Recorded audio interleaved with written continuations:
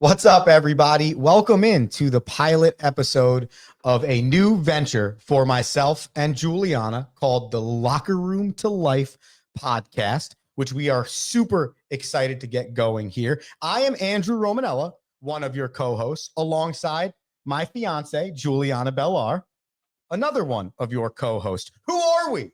Well, let's start with Juliana, who is a former Division I gymnast at the University of New Hampshire. Go Cats. She is also a 3-year assistant coach at Division I Bowling Green State University. Go Falcons. And is currently an associate athletic director and senior women's administrator at a Division III university. So that's the resume for this side of the table for the Locker Room to Life podcast. Who am I? I'm a former Division II athlete, also a 10-plus year coaching veteran at all of the NCAA levels, and am currently a head baseball coach at a Division III institution. Juliana, are you excited to get this podcast going? Let's roll. All right, let's get into it. Why the Locker Room to Life podcast? We will give the floor to the co-host Juliana to describe why we're getting into this venture. Yeah, so I think we've talked about this topic pretty much since we've met. Oh, yeah. And I think it's really important for anyone associated with sports, coaches, athletes, parents. So if we can share our experiences and advice with anyone, maybe it will help them as they transition out of sport to life. There's not a lot of resources, at least I feel like, out there right now. So if we can share that, maybe we can help someone with their future as they take on this challenge. And at some point, your athletic career comes to an end, whether that's in high school, in college, as a professional, if you're fortunate enough.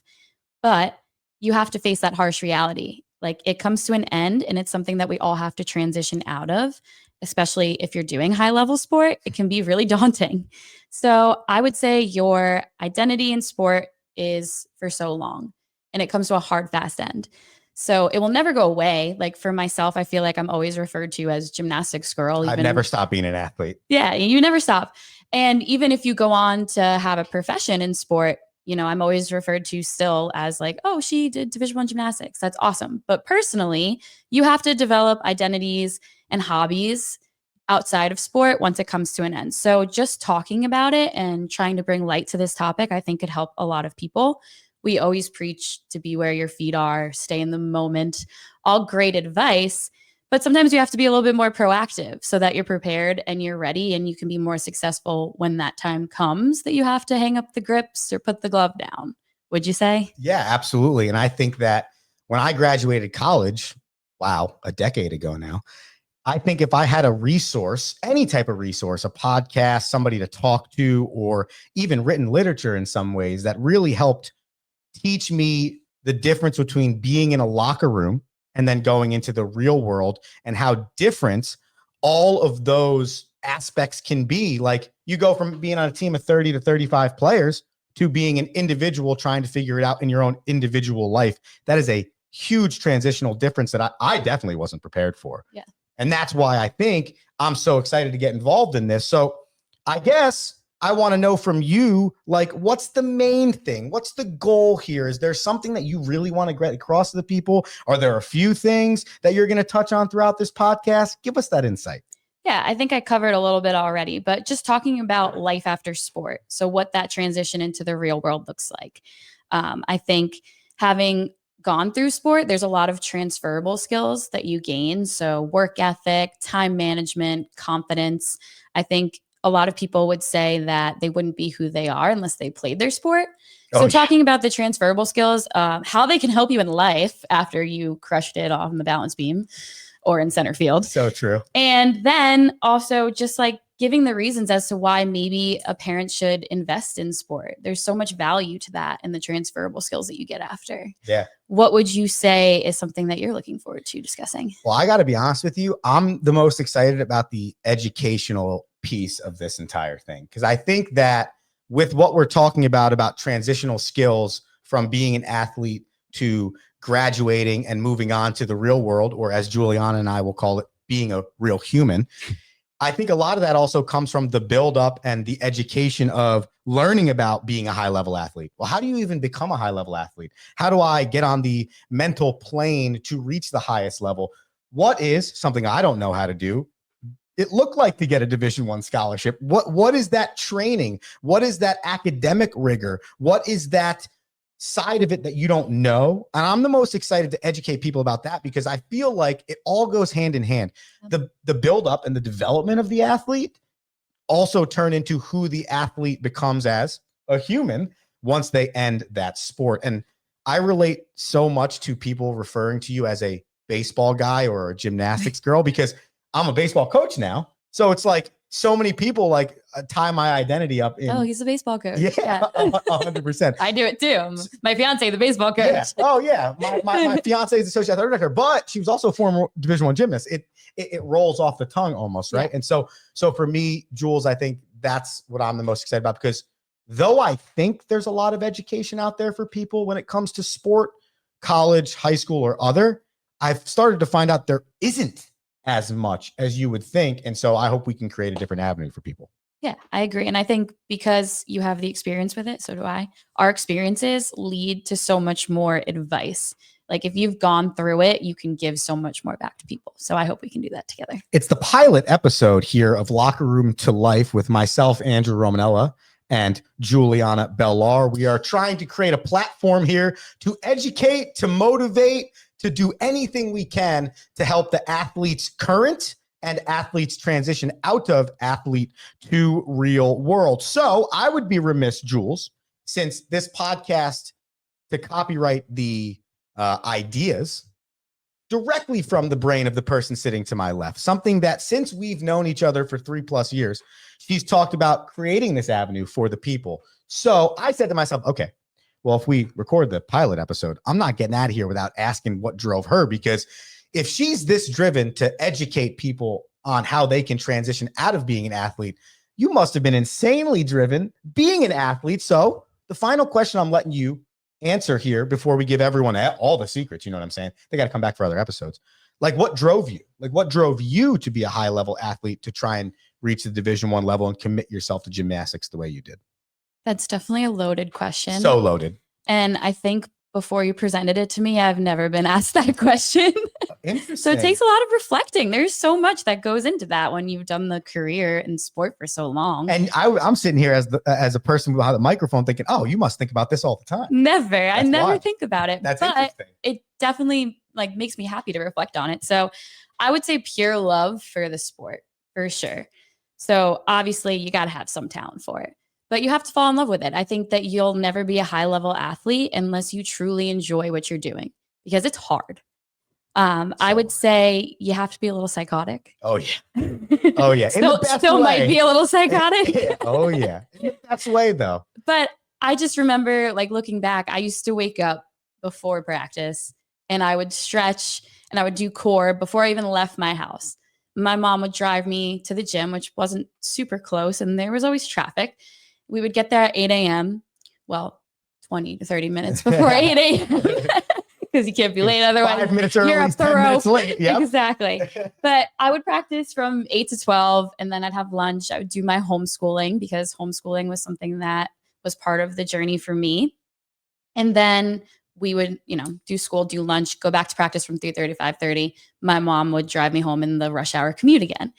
The second I got home, obviously I would have schoolwork to do, but I would want to eat dinner, and immediately I would go on my computer and I would turn on like Flow Gymnastics Workout Wednesday, so I could watch other elite gymnasts train, other college athletes. That's how obsessed I was. So the cliche, like eat, sleep, breathe your sport, was my reality. So I would say that was something that really drove me to kind of get to the highest level of college. My parents. That's the psychotic nature she's talking about. Yes, definitely. It's an every second dedication. Yeah. Your parents? My parents, I would say, huge factor, if not the most factor, because they're the ones that enroll you in the sport. So they exposed me to a lot of sports: gymnastics, soccer, cheerleading for a little bit, but gymnastics, obviously, I fell in love with the most. Shout out Leanne and Poppy. Seriously, the best. But gymnastics gave me a purpose. And I also just really loved a grind, still love a grind, and performing in front of people. I think that being a gymnast, there's not really a feeling that you can get in real life sometimes that is similar to the feeling of nailing a beam routine, I can't sticking imagine. a dismount and being like, the relief that this is over. And then, going back to your teammates, hugging your coach, like that relief, but also pride that you worked that hard and that it paid off. And then similarly, like there's something that you get as a high for an athlete when you accomplish a skill for the first time. So for me, like learning a release move on bars, it's like you're trying to catch the bar over and over and over. You're landing on your face. And then that moment when you finally catch it, it's like such a high. The euphoria. Everyone in the gym is screaming. You caught the bar. Your coach is like, great, do it again. You're like, huh, okay.